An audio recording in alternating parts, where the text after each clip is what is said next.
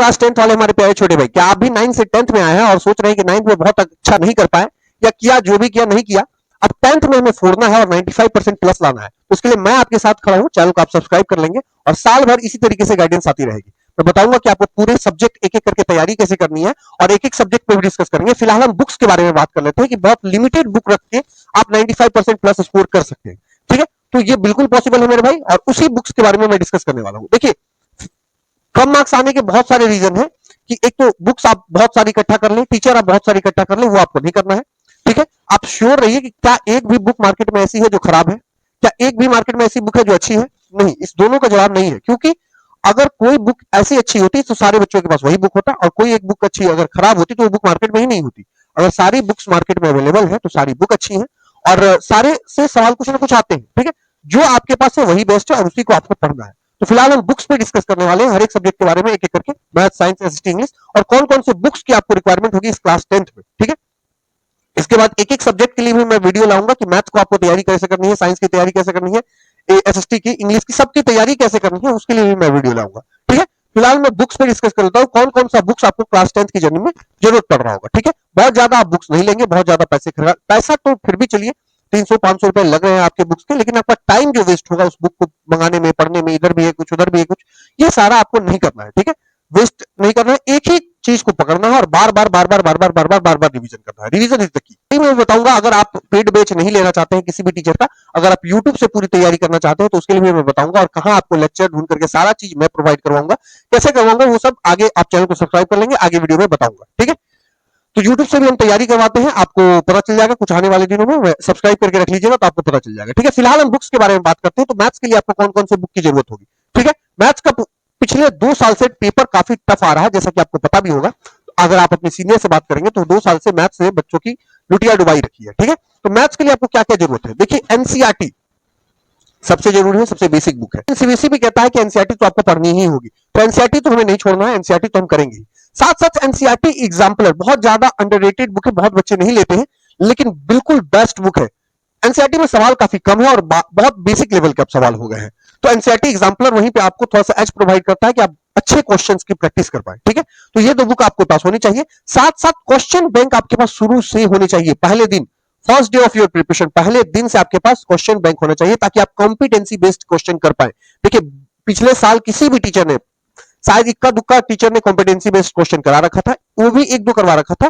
CBSE ने भर भर के कॉम्पिटेंसी बेस्ड क्वेश्चन पूछे हैं, 50% से ज्यादा आप कॉम्पिटेंसी बेस्ड क्वेश्चन आ रहे हैं, और आपको क्वेश्चन भी प्रैक्टिस करनी है कॉम्पिटेंसी बेस्ड की। वो जमाना गया जब पहले छोटे मोटे प्रश्न आते थे, वन लाइनर प्रश्न आते थे, अब क्वेश्चन बैंक से आपको कॉम्पिटेंसी बेस्ड क्वेश्चन ज्यादा से ज्यादा लगाने हैं। अब आप लल्लू पंजू सवाल लगा करके सोचिएगा कि बच जाइएगा, तो नहीं होगा, कॉम्पिटेंसी बेस्ड आपको क्वेश्चन से गुजरना ही होगा। ठीक है, दूसरा साइंस के लिए आते हैं।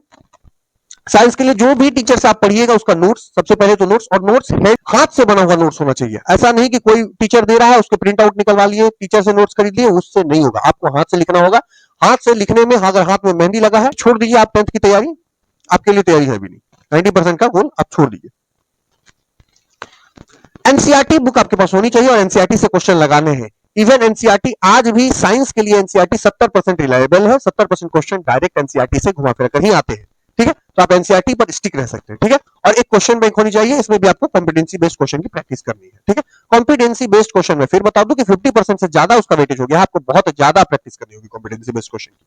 ठीक है, एसएसटी के लिए अगर आप देखेंगे तो एसएसटी के लिए आपको एनसीईआरटी पढ़ना है और बार बार पढ़ना है, जितनी बार आप एनसीईआरटी पढ़ सके, एनसीईआरटी से वन लाइन गो थ्रू होना है, पूरा लाइन बाय लाइन, क्योंकि अभी पास बहुत समय है, छोड़िएगा मत, एनसीईआरटी पढ़ते रहना है। ऐसा मत सोचिए किसी टीचर के वीडियो लेक्चर से, किसी के नोट से पढ़ लूं, एनसीईआरटी पढ़िए, क्योंकि उस टीचर ने भी नोट्स एनसीईआरटी से ही बनाए। ठीक है, तो आपके लिए एनसीईआरटी ज्यादा रिलायबल है, और एसएसटी का एनसीईआरटी इतना टफ भी नहीं है जो कि समझा ना जा सके। साइंस का एनसीईआरटी मैं मानूंगा कि थोड़ा सा टफ है समझने के लिए, लेकिन एसएसटी की एनसीईआरटी आप पढ़ सकते हैं, समझ सकते हैं। ठीक है, क्वेश्चन बैंक आप तैयारी के दौरान इसका भी क्वेश्चन बैंक ले लेना है। ठीक है, और एसएसटी के एनसीईआरटी पढ़ते टाइम आपको जिस वर्ड का मीनिंग नहीं आएगा, आप गूगल करके उस वर्ड का मीनिंग वही पेंसिल से लिख सकते हैं। इससे क्या होगा कि आपके वर्ड्स भी तैयार होंगे। ठीक है, इंग्लिश के लिए एक, अगर जिन बच्चों को इंग्लिश समझ में आता है तो उनके लिए तो मस्ट है कि एनसीईआरटी पढ़िए और हो गया, एनसीईआरटी से ज्यादा कुछ करना नहीं, आपको यहाँ कहानी पढ़ लेनी है।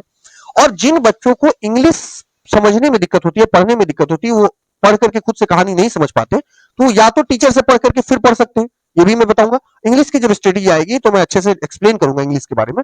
और एनडी पब्लिकेशन की एक बुक आती है, Nandlal Dayaram publication, ND publication की बुक्स आती हैं, और उन बुक्स को आप पढ़ करके देख सकते हैं, ये काफी हेल्पफुल बुक होंगे आपके लिए। और यहाँ पे क्वेश्चन बैंक जो है, क्वेश्चन बैंक आपको क्वेश्चन बैंक भी आपको इस सब्जेक्ट में जरूरत होगा, ठीक है। नंदलाल इस बुक में क्या है, एनडी पब्लिकेशन की बुक्स में, कि जो जैसे आपके बुक में दिया हुआ है एनसीईआरटी में, तो एनसीईआरटी का एक पैराग्राफ दिया है, उसके बाद उसके नीचे उसकी हिंदी दी हुई है, तो उस बुक को आप ले सकते हैं, देख सकते हैं, ये काफी अच्छी बुक है। इसके साथ साथ क्वेश्चन बैंक आपको लेना है, और क्वेश्चन बैंक सभी में ले लेना है फर्स्ट डे की प्रिपरेशन, ताकि जिस चैप्टर को आप पढ़े तुरंत आप उसको टेस्ट कर पाए उसके क्वेश्चन लगा करके, ठीक है। और इसके बाद इंग्लिश ग्रामर के लिए एक बुक लेनी है आपको, rain and Martin. Rain and Martin की बुक ले सकते हो आप, रेन एंड मार्टिन बुक पढ़ने के लिए, ग्रामर सुधारने के लिए बहुत बढ़िया बुक है। तो फिलहाल ये सारे बुक्स तो मैंने बता दिया कि बुक्स आपको कितने लेने हैं, बुक आप इतने लेकर के रख सकते हैं। और इसके बाद मैं एक एक सब्जेक्ट के लिए स्ट्रेटेजी ले आऊंगा कि एक एक सब्जेक्ट की आपको तैयारी कैसे करनी है, तो फिर इन बुक्स के यूज में बताऊंगा, ठीक है। और इन बुक्स का यूज बता करके तब आपको दिखाऊंगा कि कैसे कैसे इन बुक्स को आपको पढ़ना है। फिलहाल ये बुक्स आप कलेक्ट कर लेंगे, इसको इकट्ठा कर लेंगे, और फिर मैं आपको इसको डिस्कस करूंगा। फिलहाल इस वीडियो के लिए इतना ही, फिर मिलते हैं किसी नेक्स्ट वीडियो में। आप हमें इंस्टाग्राम और टेलीग्राम पे भी फॉलो कर सकते हैं। तब तक के लिए थैंक यू सो मच।